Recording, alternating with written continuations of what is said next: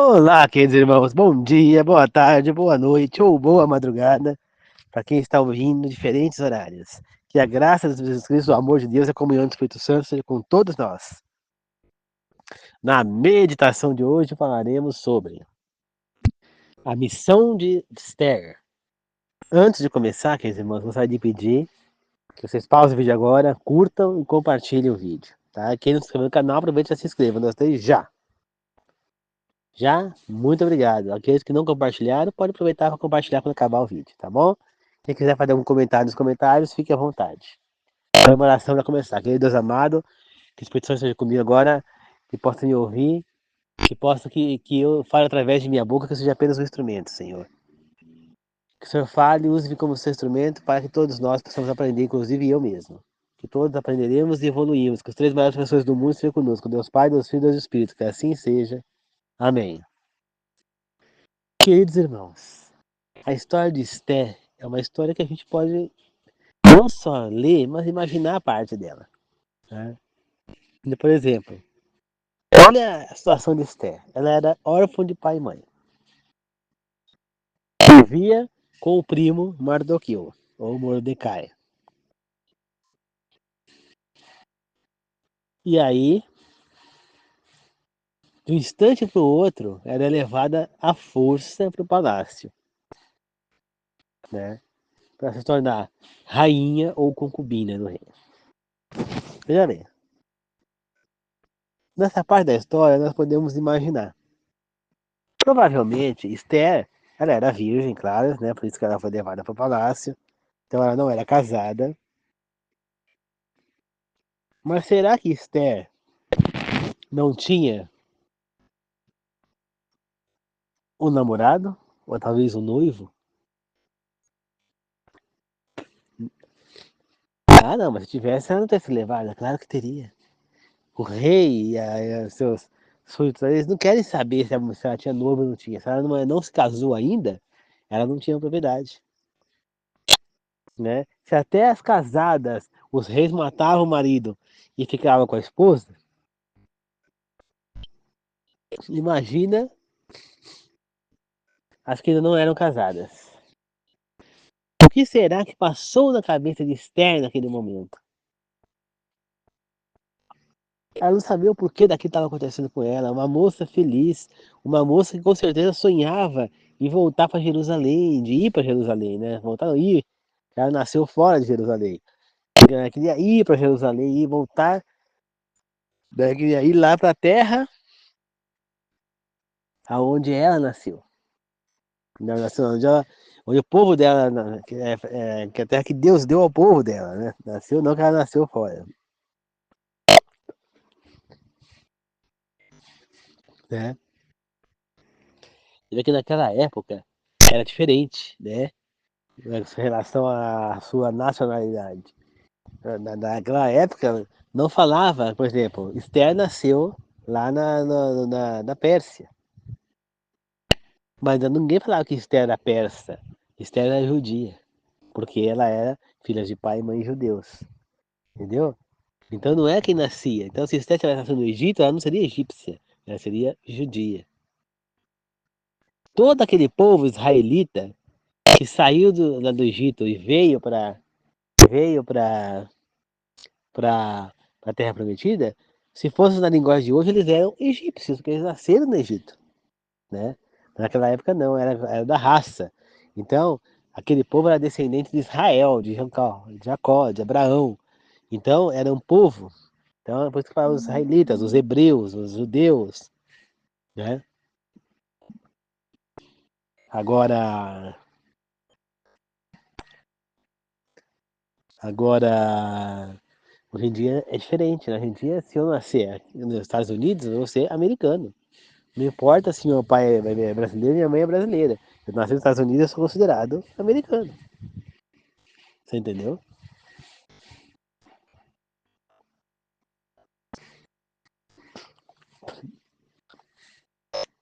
Não importa onde eu estou vivendo.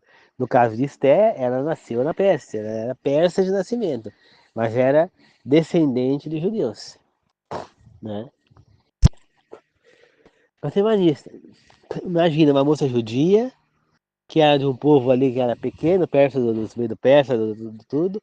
Uma moça que se via obrigada a largar a vida dela, que ela estava vivendo ali. Ela era feliz, mesmo sem os pais, ali com Mardoqueu.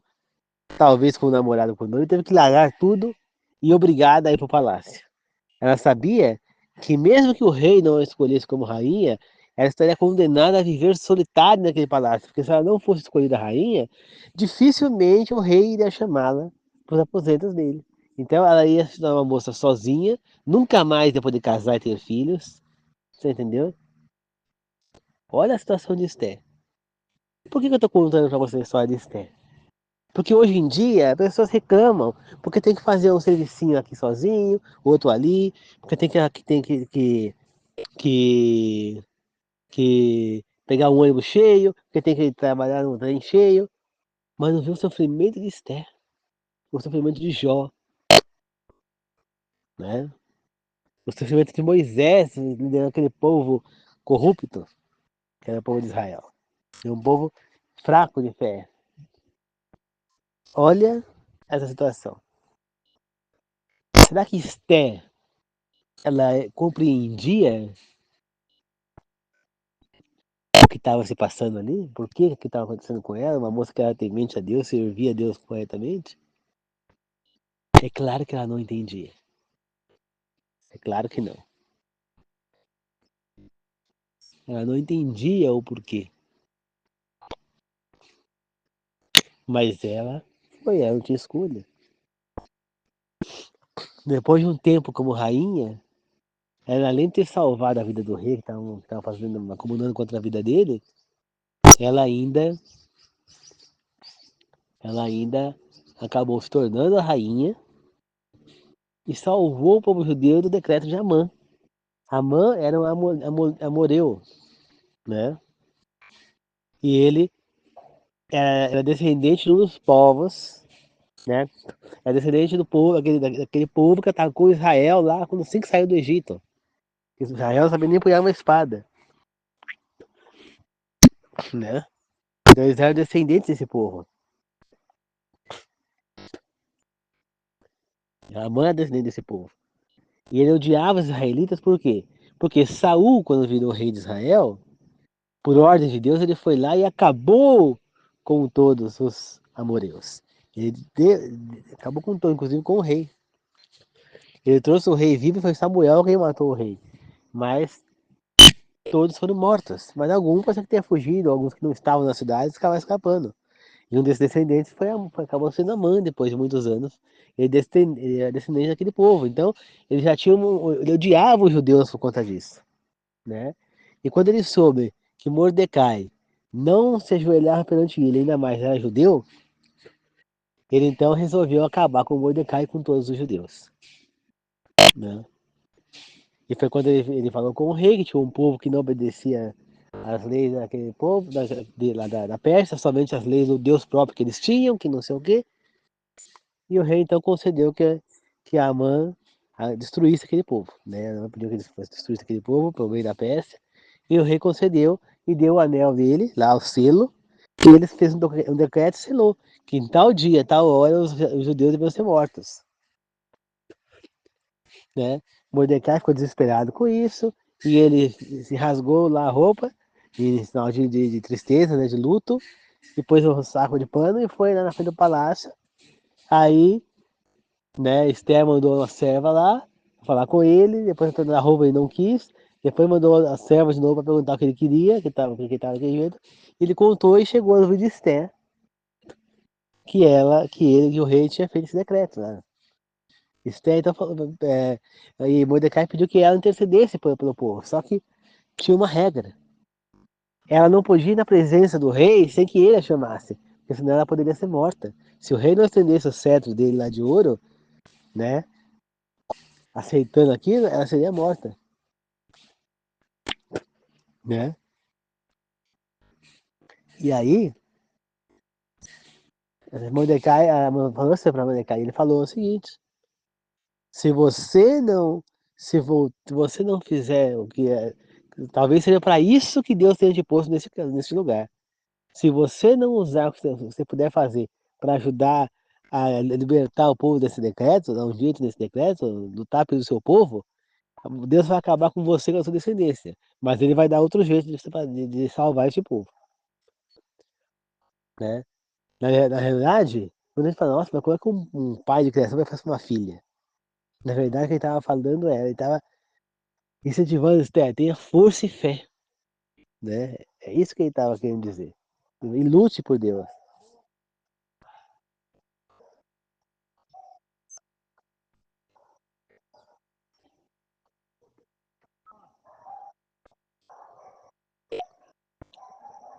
Então, queridos irmãos, então é assim. Então, Esther fez o quê? Ela acabou. Então, ela fez jejum, falou para todo mundo, para todos os judeus fazer jejum, acho que 3 dias. E aí ela convidou o rei Amã para o banquete. Depois ela convidou novamente o rei Amã para o banquete. E aí, então, no segundo banquete, ela revelou que se o rei tivesse bondade de salvar ela e o povo dela, porque ela estava condenada à morte por decreto, porque não sei o quê. E quem foi que fez isso com o seu povo? Aí ela falou, foi Amã, né? E aí o rei levou Amã tentou implorar para a vida dele lá para Esther, para tudo mais. O rei pensou que ela estava tentando desonrar a Esther, e deu aquela confusão toda. E aí um saiu do rei falou, ó, Amã fez uma forca para enforcar lá o Mardoqueu, aquele homem que salvou a sua vida. E aí o que aconteceu? O rei mandou enforcar Amã na própria forca. Então aí já tem um ensinamento pra gente hoje. Cuidado, pois o mal que você está querendo fazer pode vir para você. Cuidado, se você está querendo enforcar o outro, toma cuidado, pode ser você que vai na sua própria forca. Se você quer envenenar alguém, toma cuidado. Você pode tomar o teu próprio veneno, né? Então, e aí então o rei falou, esse decreto é irrevogável, eu não posso revogar um decreto. O decreto selado é irrevogável. Mas eu posso conceder que o seu povo se defenda desses ataques, né? E ele então fez um novo decreto, né, através de Mordecai, que assumiu o cargo de Amã, né? Ele recebeu o selo do rei. Foi feito um novo decreto que o povo de Israel poderia se defender. E o povo de Israel se defendeu. Alguns morreram, mas morreu muito mais que queriam matá-los do que eles, né? Então, a gente vê o quê? Que Esther, ela tinha uma missão. Algo aconteceu para ela muito ruim, mas ela não perdeu a fé. E ela acabou descobrindo a missão dela, que era salvar o povo dela. Deus pôs ela ali porque precisava que ela estivesse lá para salvar o povo. Compreende, queridos irmãos? Então,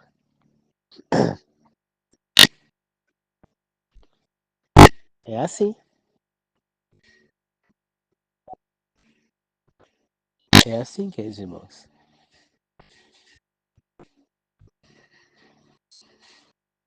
Então, nós devemos entender que pode acontecer coisas pra gente que a gente não entende nesse momento. Mas Deus tem um propósito. Tem que simplesmente deixar-se levar no lado dele. Deus está namorando há anos, por exemplo, para fazer um curso de teologia. E o que eu estou fazendo nesse curso? Abriu a turma, eu consegui entrar, estou cursando pós-graduação em teologia. Compreende, queridos irmãos? Então, eu estou, como é que fala? É, servindo a vontade do meu Deus, seguindo a vontade do que Ele quer para mim, né? Se Ele quer que eu faça, eu vou fazer. Mesmo com pessoas à volta criticando e tudo mais, eu vou fazer, tá certo? Então, não importa o que os outros deixam de pensar. Eu vou seguir a vontade do meu Deus, o caminho que Ele guiar para mim. A hora que Ele quiser que eu vá trabalhar, Ele vai me arranjar um trabalho. Se Ele quiser que eu fique num trabalho, não há diretor, diretora, ninguém que vai me derrubar. Porque a vontade de Deus é soberana na vida da gente, né? Então, se Ele permitiu que eu saísse daquela escola, foi porque Ele estava vendo que eu estava sofrendo ali dentro, que eu não estava mais feliz naquele lugar. Então ele me libertou daquele lugar e deixou que eu fosse liberto, porque a vontade dele é soberana. Como disse os 3 amigos de Daniel lá, Sedraque, Mesaque e Abednego. Se for da vontade de Deus que nós morremos nessa fornalha, nós vamos morrer. Agora, se não for da vontade dele, nada você, Nabucodonosor, poderá fazer com nós. Eles foram jogados na fornalha e nada aconteceu com eles, porque não era da vontade de Deus. Nada aconteceu com João quando jogaram ele no óleo fervendo. Por quê? Porque não era da vontade de Deus que ele morresse. Nada aconteceu com Daniel na cova dos leões. Por quê? Porque não era da vontade de Deus que acontecesse. Compreende, queridos irmãos? Então, quando tem a vontade de Deus, vai acontecer. Agora, se não for da vontade dele, não vai. Nós temos que aprender a aceitar os acontecimentos da vida e seguir adiante. E deixar que Deus leve você para o caminho certo. O caminho que ele quer para você, porque esse sim é o melhor para você. É o único caminho que você vai ter paz, felicidade, alegria, tranquilidade e sossego. Tá bom? Então vamos fazer uma oração de encerramento, queridos irmãos. Querido Deus amado, obrigado mais essa meditação. Obrigado por mais uma vez nos permitir estudar a sua palavra, estudar a sua vontade. Que o Senhor esteja conosco e abra a nossa mente neste momento. Que nós absorvamos tudo que foi aprendido. Que nós refletimos sobre o assunto e vamos pôr em prática na nossa vida e vamos aprender e evoluir. Aprender a aceitar a sua vontade. Aprender que nenhum sofrimento pode ser maior do que a gente possa aguentar. Que o Senhor esteja sempre nos guiando rumo ao caminho que o Senhor escolheu, porque nós sabemos que esse é o melhor caminho. Que assim seja. Amém. Obrigado, queridos irmãos. Que a graça de Jesus Cristo, o amor de Deus, a comunhão do Espírito Santo seja com todos nós. Que assim seja, que todos possam ser abençoados com segurança e voltar para casa em segurança que estiver trabalhando. Amém.